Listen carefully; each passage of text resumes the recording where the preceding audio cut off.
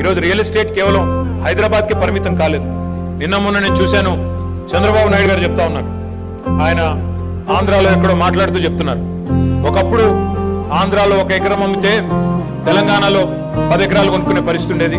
కానీ వాళ్ళ తెలంగాణలో 1 ఎకరం అమ్మితే మహారాష్ట్రంలో ఒక 10-20 ఎకరాలు కొనుక్కునే పరిస్థితి అని స్వయంగా చంద్రబాబు నాయుడు గారు చెప్పే పరిస్థితి. ఎందుకు చెప్తా ఉన్నా ఇదంటే, ఈ రోజు హైదరాబాద్ లో పెరుగుతున్న ధరలు కానీ, హైదరాబాద్ లో ఉన్న పరిస్థితులు కానీ, ఇక్కడ ఉన్న గ్రోత్ కానీ, ఇదంతా కేవలం నన్ను అడిగితే నిజంగా కూడా ఇప్పటిదాకా మీరు చూసింది కేవలం ట్రైలర్ మాత్రమే.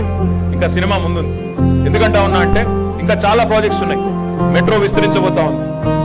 నేడు మీ పెట్టుబడి రేపటి మీ పిల్లల భవిష్యత్తుకు పునాది అన్న విషయాన్ని గుర్తుంచుకోండి.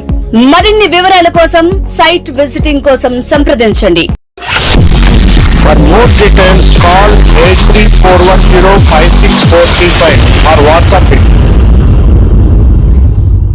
Thank you.